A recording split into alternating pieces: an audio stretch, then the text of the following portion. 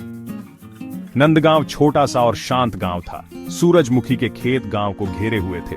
गांव वाले दयालु और मेहनती थे, लेकिन नंदगांव की सबसे खास चीज थी पुराना बरगद का पेड़। यह गांव के किनारे पर खड़ा था। इसकी शाखाएं लंबी बाहों की तरह फैली हुई थीं। बरगद का पेड़ बहुत पुराना था। इसका तना मोटा और गांठदार था। जड़ें एक विशाल जाल की तरह फैली हुई थीं। गांव वालों का कहना था कि पेड़ जादुई था। उन्होंने कहा कि यह सैकड़ों सालों से वहां था, गांव की देखभाल कर रहा था। पेड़ ने सब कुछ देखा था, चिलचिलाती गर्मियों से लेकर हवादार मानसून तक। गांव वालों का मानना था कि पेड़ में प्राचीन रहस्य छिपे हैं। वे पूरी हुई मनोकामनाओं और सपनों की कहानियां फुसफुसाते थे। बच्चों को पेड़ की छाया में खेलना बहुत पसंद था। वे वहां अक्सर अजीब और अद्भुत चीजें पाते थे। रंगीन कंकड़, अजीब आकार के पत्ते और कभी-कभी एक पंख भी जो सोने की तरह चमकता था। पुराना बरगद का पेड़ सिर्फ एक पेड़ से बढ़कर था। यह नंदगांव का दिल था। यह आश्चर्य की जगह थी जहां साधारण और जादुई मिलते थे।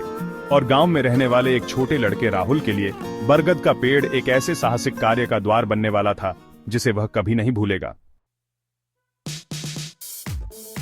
राहुल को अपने पिता की कहानियां सुनना बहुत पसंद था। उनके पिता अक्सर उन्हें पुराने बरगद के पेड़ के बारे में बताते थे। कहानियां हमेशा जादू और रोमांच से भरी होती थीं। कभी कहानियां उन बहादुर बच्चों की होती थीं जिन्होंने पेड़ की मदद की थी। कभी कभी वे स्वयं पेड़ के बारे में होती थीं और उसने जो अद्भुत चीजें देखी थीं।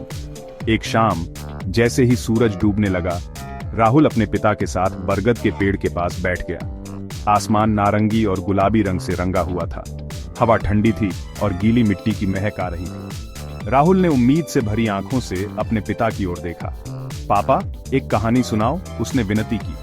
मुझे उस समय के बारे में बताओ जब बरगद के पेड़ ने एक इच्छा पूरी की। राहुल के पिता मुस्कुराए। उन्हें अपने बेटे की आंखों में आश्चर्य की चिंगारी देखना अच्छा लगता था। उन्होंने अपना गला साफ किया और शुरू किया। ऐसा कहा जाता है कि बहुत समय पहले एक गरीब किसान बरगद के पेड़ के पास आया।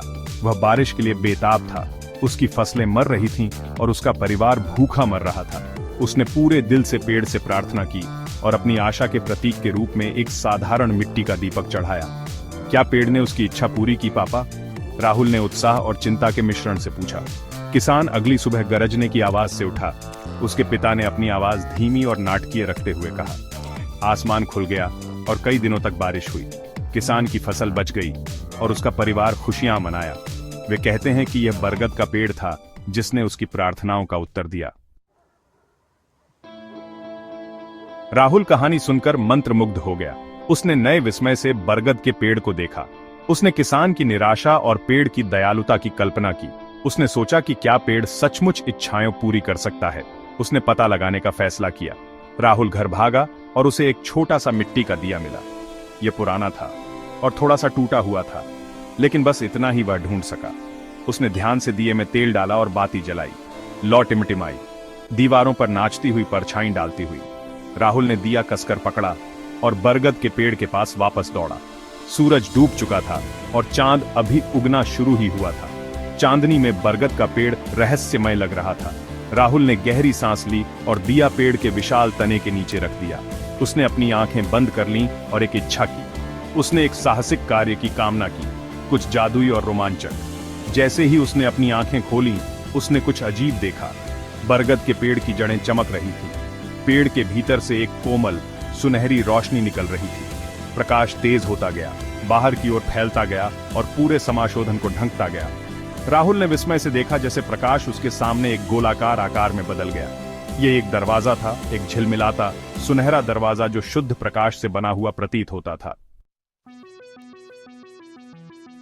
राहुल घबराया हुआ था, लेकिन उसकी जिज्ञासा उसके डर पर हावी हो गई। उसने हाथ बढ़ाया और दरवाजे की झिलमिलाती सतह को छुआ। यह गर्मी और आमंत्रित महसूस हुआ, जैसे गर्मियों की हवा। जैसे ही उसने द्वार से कदम रखा, उसने अपने पूरे शरीर में एक अजीब सी झुनझुनी महसूस की। जब उसने अपनी आंखें खोलीं, तो उसने खुद को एक ऐसी दुनिया में पाया जो उसने पहले कभी नहीं देखी थी। हवा एक अलौकिक प्रकाश से झिलमिला रही थी। हर कल्पनीय रंग के फूलों से युक्त घास के मैदान से होकर एक क्रिस्टल क्लियर नदी बहती थी। पंखों वाली तितलियां जो गहनों की तरह चमकती थीं, इधर उधर उड़ रही थीं। पेड़ ऐसे फलों से लदे हुए थे जो भीतर से चमक रहे थे। लेकिन सबसे आश्चर्यजनक बात जानवर थे। वे साधारण जानवर नहीं थे, वे बात कर सकते थे।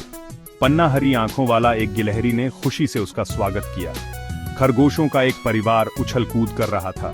उनकी नाक आपस में बातें करते हुए हिल रही थी। एक बुद्धिमान उल्लू एक शाखा पर बैठा था।